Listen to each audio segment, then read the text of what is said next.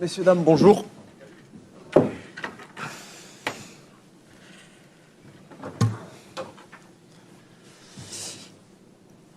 Je vous écoute. Allez, on va partir pour 15 minutes. Karim. Bonjour Valentin, on est donc avant ce match que tout le monde attend, notamment les supporters des deux camps, dans la période actuelle, avec les 3 derniers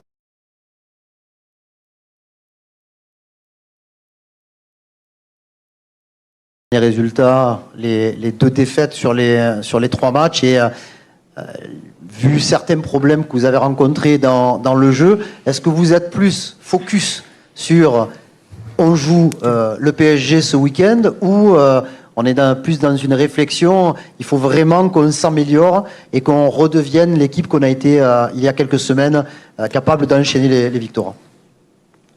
Je pense que c'est un tout. On sait, comme tu viens de le dire, que ce match est spécial pour tout le monde, pour nous, pour le club, pour les supporters. De ce point de vue-là, je pense qu'il y a une chose où on peut vraiment pas se rater chaque week-end, mais en plus particulièrement ce week-end, c'est dans l'intensité, c'est dans l'envie de gagner tous les duels. Après, je pense que le projet que le club, que l'équipe est en train de mettre en place, ça fait 8 mois qu'on travaille avec le coach, à peu près, je crois. Et l'objectif, c'est de devenir une grande équipe. Ça prend du temps, forcément. C'est pas une excuse que je suis en train de chercher, mais tu viens de dire, est-ce qu'on va chercher à retrouver ce qu'on était avant? Non, je pense qu'on continue de travailler simplement pour garder l'objectif qu'on a en fin de saison, c'est se qualifier en Champions League, c'est être régulier, c'est gagner le plus de matchs possible. Donc oui, c'est un match forcément particulier, c'est le Classico, mais dans nos têtes, c'est continuer à travailler tous les jours très dur pour être cette équipe qu'on veut être. Michel. Bonjour Valentin. Pardon. Valentin. Excuse-moi. C'est rien. Une question et demie. Beaucoup d'observateurs disent que c'est quasiment mission impossible entre un rouleau compresseur, quasiment une des meilleures équipes d'Europe, qui vient de gagner à Liverpool, qui enchaîne but sur but, et vous qui êtes un petit peu dans le dur, est-ce que tu partages ce sentiment que ça va être très très dur et que c'est mission impossible? Et je prolonge, en cas de défaite, est-ce que tu penses qu'il pourrait y avoir une sorte de panique? Parce que évidemment les concurrents seraient très très proches. Je suis d'accord avec toi quand tu dis que c'est une des meilleures équipes d'Europe actuellement, c'est un fait. Voilà, on a tous regardé le match contre Liverpool, c'est une grosse équipe, ils ont énormément de qualité. Maintenant, vous connaissez le football autant que moi, c'est un match de 90 minutes, on n'y va pas pour faire le dos rond et les regarder et se dire « Ah, ils sont meilleurs que nous ». Non, on y va pour faire un match très sérieux, avec tous nos atouts aussi, parce qu'on en a. Et voilà, on va essayer de ramener quelque chose. On sait que ça va être difficile. On a l'habitude d'avoir le contrôle des matchs. Ça va être intéressant aussi de voir face à une équipe qui, elle aussi, aime contrôler les matchs, de pouvoir se jauger un peu et voir comment on est capable de réagir face à une équipe qui peut nous priver de ballon. Et on va sûrement avoir des périodes où on va être un peu plus dans notre camp à défendre. On a moins l'habitude, donc ce sera aussi un bon test pour nous. Et pour la deuxième partie de ta question, je pense pas qu'il faille paniquer, bien au contraire. Une saison, c'est super long. Et je sais pas si vous vous rappelez où on était l'année prochaine. Là, voilà, il faut l'année dernière, pardon. Merci, Hello. Il faut se rappeler d'où on était et d'où on est actuellement. On est au mois de mars, on est 2e du championnat. Tous les feux ou presque sont au vert. Et il nous reste encore 2 mois de compétition. Il nous reste 27 points à prendre, ce qui est énorme. Et l'objectif de tout le monde, c'est de se qualifier en Champions League. Donc, même si il y a des fêtes ce week-end, on ne l'espère pas, hein, mais c'est pas une raison de paniquer. Tristan. Bonjour Valentin. Bonjour. Si je ne me trompe pas, vous n'avez jamais été associé avec Ismaël Benasser au milieu depuis son arrivée. Est-ce que vous avez pu travailler cette semaine vos automatismes en vue de votre association dimanche, en l'absence de Pierre-Emile? On a travaillé forcément tous les deux cette semaine. Maintenant, Isma, c'est un très bon joueur de foot. Voilà, il a un gros QI foot. Et je me fais pas de soucis sur le fait qu'on s'entende bien sur le terrain. Donc voilà, aucune inquiétude. Anthony. Bonjour Valentin, il va être forcément question beaucoup d'Adrien Rabiot avant ce match, mais on connaît tous le joueur qu'il est. Mais toi, qu'est-ce que tu peux nous dire sur sa personnalité, la façon dont il s'est intégré ici à Marseille? C'est vraiment un vrai Marseillais. Moi, je pense que ça s'est fait naturellement. Adri, c'est un très bon joueur de foot, mais c'est une très belle personne aussi. Et voilà, il s'est fondu dans le collectif. C'est un leader de par son exemplarité, de par ses performances aussi. C'est quelqu'un qui tire le groupe vers le haut. Donc je pense que tout naturellement, il s'est intégré à ce bon groupe, parce qu'on a un bon groupe de joueurs, mais aussi d'hommes. Et voilà, c'est un plaisir de travailler avec lui. Ludo. Bonjour Valentin, 2 petites questions s'il te plaît. La première pour prolonger celle de Michel. À l'aller aussi, les discours étaient un peu conquérants, mais l'OM avait subi et n'avait quasiment rien montré. Qu'est-ce qu'il faut faire concrètement dans la mentalité et dans le jeu pour rivaliser avec le PSG pendant 90 minutes, ou essayer de le faire en tout cas? Déjà, je pense que nous ne sommes pas la même équipe qu'à l'aller. Ça faisait très peu de temps qu'on travaillait avec le coach. C'est pas une excuse, encore une fois, que je cherche, parce qu'effectivement, dans le contenu, c'était insuffisant. Mais déjà, si on y va avec nos tripes et c'est un match de foot. C'est un match de foot. On le voit tous les week-ends. Il y a des surprises. Et je pense qu'on a suffisamment de qualité pour y aller et les regarder dans les yeux et jouer notre match à fond. Voilà. Après, comme j'ai dit, qu'on perde, qu'on gagne, qu'on fasse match nul, il se passera ce qui se passera, pardon.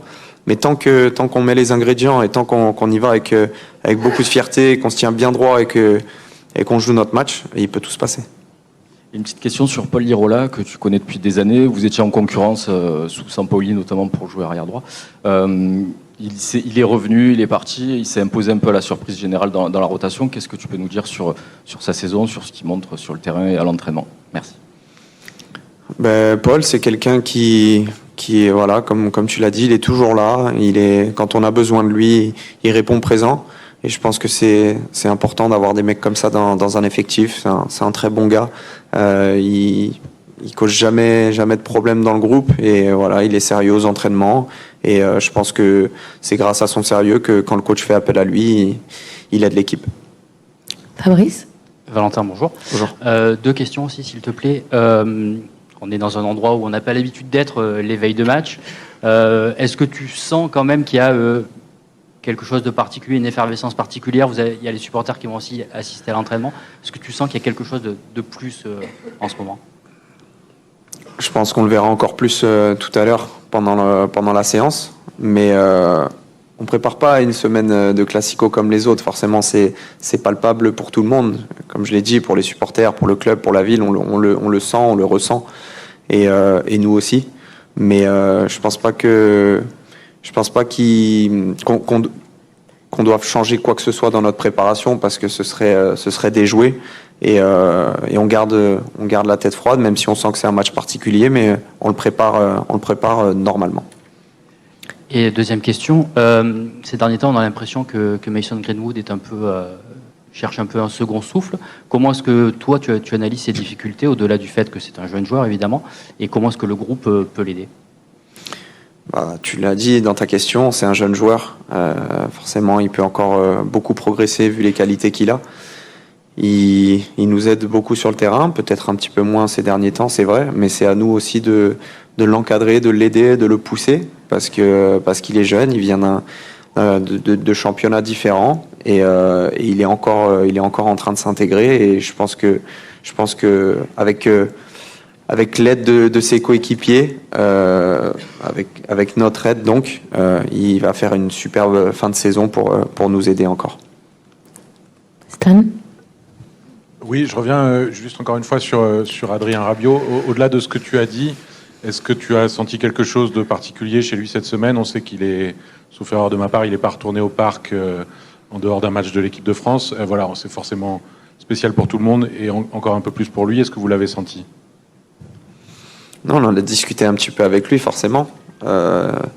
Mais j'ai pas. Soit il le cache bien, soit ça ne l'affecte pas trop, parce qu'on n'a pas senti un Adrien différent des autres semaines. En tout cas, ce qu'il y a de sûr, c'est que c'est pas lui qui monte au parc, c'est nous tous. Et s'il se passe quoi que ce soit, et ben c'est toute l'équipe qui sera touchée. Donc voilà, on est une famille et c'est dans ce genre de moment qu'il faut le montrer. On sait que forcément ce sera un retour particulier pour lui, ça risque d'être hostile, mais ça le sera donc pour toute l'équipe et ce sera à nous d'être à ses côtés. Flo? Valentin, bonjour. Bonjour. J'avais 2 questions, s'il te plaît. La première te concernant, parce que tu as retrouvé malheureusement les joies du banc de touche sur quelques débuts de rencontre ces derniers matchs, avec l'arrivée d'Ismaël Benasser, entre autres. Est-ce que ça t'a un petit peu vexé, toi qui avais pourtant changé le visage de l'équipe, donné de l'équilibre à l'équipe, on le sait, après la trêve de novembre. Voilà, comment tu l'as vécu une nouvelle fois, s'il te plaît? Je pense que si ça ne m'avait pas vexé, c'est qu'il y avait un gros problème, parce que quand on est joueur de foot, on est forcément très compétitif, donc on n'aime jamais aller sur le banc. Maintenant, je l'ai dit et je le redis, le coach fait ses choix. S'il a estimé que faire jouer Pierre et Isma à ce moment-là, c'était la meilleure solution. Moi, j'ai pas d'autre choix que de continuer à travailler et essayer de regagner ma place. Forcément, je suis déçu quand je commence pas les matchs, mais je pense comme vous tous ici, on a tous cet esprit de compétition et en tout cas, je fais tout pour essayer de jouer le plus de matchs possible et de montrer au coach que il faut m'utiliser. Et autre question, à quel point il faut adapter son jeu quand on a face à soi une équipe comme le PSG? En gros, est-ce que vous pouvez renier un peu vos principes parce que c'est Paris, parce que c'est un match difficile, ou est-ce que voilà, vous allez fièrement jouer ce que veut Roberto De Zerbi depuis le début de saison? Merci. Je pense qu'il faut qu'on montre le visage de l'OM. Cette année, c'est un OM conquérant qui aime avoir la possession du ballon, mais je trouve que le coach l'a très bien dit cette semaine, il nous l'a dit en tout cas, qu'il préférait, quoi qu'il se passe, il préfère que ça se fasse avec notre volonté et notre manière. C'est-à-dire qu'on n'y va pas pour mettre le bus et se dire c'est Paris, ils ont des joueurs, ils ont de très bons joueurs, ils vont nous confisquer le ballon. Non, on va essayer de jouer notre jeu comme je l'ai dit, et après on verra bien ce qui se passera. Mais en tout cas, on a des intentions, peut-être qui vont nous obliger à des périodes du match à être devant nos 20 mètres, à défendre en bloc, à défendre en équipe, mais ça c'est pas un problème, on sait le faire. Bruno. Bonjour Valentin. Salut, deux questions également. Quand on est un peu seul contre tous, parce que personne ne mise absolument sur vous, il y a les statistiques, il y a tout ça. Vous jouez la meilleure équipe du monde, apparemment, ce que l'on dit cette semaine. Est-ce que ça booste ça ou pas? Est-ce que quand on est dans sa bulle, on se dit, il n'y a qu'un truc à faire, quoi. C'est un peu l'exploit. Je pense qu'il faut qu'on le prenne comme un challenge. Si personne nous voit faire quelque chose, tant mieux. Ça nous enlève de la pression pour ceux qui en ont. Et on n'a rien à perdre. On va là-bas. Je vous ai dit, c'est un match de foot, c'est 3 points, ça dure 90 minutes. Ils ont 2 jambes, 2 bras comme nous. Et il faut les regarder dans les yeux. Il faut jouer notre match. Et moi, je pense que vraiment c'est tant mieux pour nous que les gens disent ça. Mais en tout cas, on n'y va pas pour faire le dos rond. Je le répète. Et puis une question sur l'aspect un peu populaire des supporters, ils seront là tout à l'heure. Tu as fait partie d'un groupe qui en a vu tout à l'heure à la commanderie. C'est important qu'ils soient derrière vous. Voilà, comment tu prends ça, ces encouragements, sachant qu'ils ne seront pas au parc du coup dimanche. Voilà. Je comprends le contexte d'un déplacement au parc. C'est forcément un petit peu dangereux, mais qu'est-ce que c'est dommage, parce que pour moi le foot c'est ça. Et ce serait vraiment top de pouvoir de nouveau les avoir avec nous quand on va jouer dans tous les stades, mais encore plus à Paris. On a fait cette réunion avec eux, ils avaient des choses à nous dire, je pense que ça leur a fait plaisir, nous aussi, ça nous fait toujours plaisir de les voir, mais on n'a pas besoin de ce genre de réunion pour savoir qui nous soutiennent, parce qu'on le voit tous les week-ends, on le voit dans des stades à l'extérieur, on sait qu'ils sont toujours derrière nous, donc maintenant c'est à nous aussi sur le terrain de leur montrer qu'on veut leur rendre ça, et ça passe par des matchs comme ça aussi. Nico. Oui. Beaucoup se disent que l'absence de Pierre-Emile tombe mal. Bon, peut-être toi, à titre personnel, ça peut être quand même intéressant. Mais est-ce que, qui peut le remplacer, qui peut jouer son rôle, dans quelle mesure il va falloir peut-être que d'autres sortent de leur fonction. Est-ce que vraiment pour vous c'est gênant? Si vous parlez du rôle du milieu de terrain, il y en a d'autres. Vous en avez en face de vous qui peut jouer à son poste. Après, c'est vrai que perdre Pierre, que ce soit Paris, que ce soit un autre match, c'est jamais une bonne nouvelle, parce qu'on connaît toute sa qualité en termes de joueur, en termes de leadership. Mais je pense que quand on est une équipe comme l'OM, l'objectif c'est d'avoir un groupe avec une philosophie de jeu et qu'on sorte un joueur ou 2 joueurs, ça ne modifie pas la qualité de cette équipe. C'est l'objectif. Alors oui, Pierre est un titulaire. Oui, Pierre fait une super saison. Mais c'est important aussi de pouvoir compter sur tout le monde et de se dire, OK, il y a un joueur, un titulaire qui n'est pas là, quelqu'un le remplace, ça va bien se passer. OK, il y en a un deuxième qui n'est pas là, un remplaçant rentre sur le terrain, c'est pas grave, le niveau de l'équipe ne baisse pas. Et je pense que c'est ça le plus important. Vas-y. On parle du milieu de terrain, justement, quelles vont être les clés? Le milieu de terrain parisien, on sait que ça bouge beaucoup, ça dézone beaucoup. Est-ce qu'il va falloir les chercher, suivre par exemple Vitinha qui fait souvent la première relance, ou il va falloir jouer en bloc, rester resserré et ne pas suivre justement les déplacements parisiens? Au milieu de terrain, quelles vont être les clés pour toi de ce match? Je pense déjà qu'il va falloir mettre de l'intensité, ça c'est l'ingrédient numéro 1 pour le match, parce que comme vous l'avez dit, il y a beaucoup de mouvements dans leur équipe, pas seulement au milieu de terrain. Et je pense aussi qu'il n'y a pas qu'une seule chose à faire. Voilà, en fonction des phases de jeu, en fonction du tempo du match, il va falloir aussi s'adapter. Si on est dans un momentum, on va les chercher, ou alors si à l'inverse ils nous privent un peu de ballon, qu'on est fatigué, on va plus reculer. Voilà, ça dépendra du contexte du match. Vas-y. Bonjour Valentin. Bonjour. Tu avais marqué face au Havre d'une frappe lointaine, mais hormis ça, on a l'impression que l'équipe n'ose pas tenter sa chance de loin. Est-ce que c'est tout simplement une consigne du coach, sachant que vous avez des joueurs quand même comme Rabiot, Højbjerg, même toi qui a marqué face au Havre, qui sont capables de marquer de loin? Effectivement, les frappes de loin, parfois ça peut faire sauter un verrou contre des équipes qui font bloc bas. C'est vrai que contre nous, on rencontre pas mal d'équipes qui défendent en bloc. On devrait sûrement tenter un petit peu plus. Maintenant, le coach a une volonté aussi, c'est d'attaquer en pensant à la perte. Et le fait de frapper, il peut y avoir un contre et prendre une contre-attaque derrière. Et c'est ce que le coach ne veut pas. Donc effectivement, il faut toujours terminer nos phases de possession par un centre, par un tir. Mais c'est mieux quand c'est contrôlé. Allez, carrément fini. Ouais, Valentin, pour revenir un petit peu sur ta première réponse, quand tu dis que ça fait 8 mois que le coach est là et que vous essayez toujours d'avancer, de progresser semaine après semaine, comment tu juges, toi, là, aujourd'hui, avec les résultats aussi qui sont arrivés dernièrement, comment tu juges votre progression et adaptation à la méthode du coach Roberto De Zerbi? Est-ce que tout est assimilé? Est-ce que c'est encore perfectible? Beaucoup perfectible? Quel est ton avis là-dessus? Je pense que tout est perfectible, notamment parce que le coach aussi découvre notre championnat.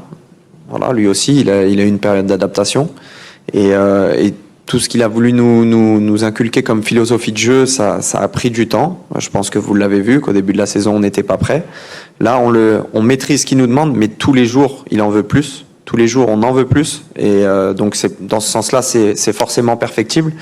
Maintenant, je pense que le plus gros du travail, c'est plus forcément de s'adapter au 3+2, au 3+1, à l'animation. C'est vraiment dans la tête, se dire que chaque jour,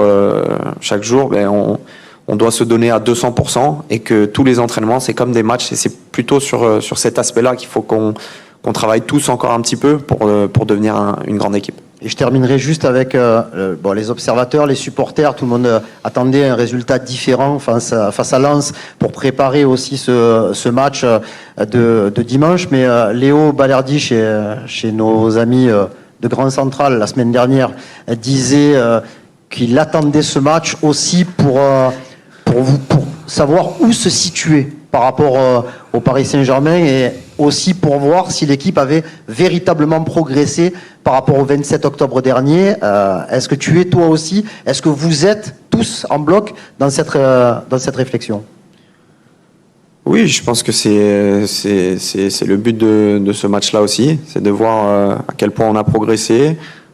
J'espère qu'on a beaucoup progressé, mais en tout cas de faire un match dans le contenu, dans l'envie différent du match aller. Comme je l'ai dit tout à l'heure, je pense qu'on n'est vraiment plus la même équipe. Ça nous assure pas forcément de gagner ce week-end, c'est pas ce que je suis en train de dire, mais en tout cas, on est plus à l'aise sur le terrain, on a une mentalité qui est différente. Pour ce qui est du résultat contre Lens, on était tous déçus. Nous les premiers, vraiment, ça nous a mis un coup. Mais la saison, elle est encore longue. Il reste 27 points à prendre. On est deuxième du championnat. Voilà, il y a vraiment pas le feu. Je pense que tout ou presque est positif sur cette saison. Et si on continue comme on le fait avec le sérieux qu'on a, on va réussir à atteindre notre objectif qui est le même depuis le début de la saison, se qualifier en Champions League. Merci. On va enchaîner avec le coach. C'est son anniversaire, au fait, aujourd'hui. Je ne sais pas si vous le savez.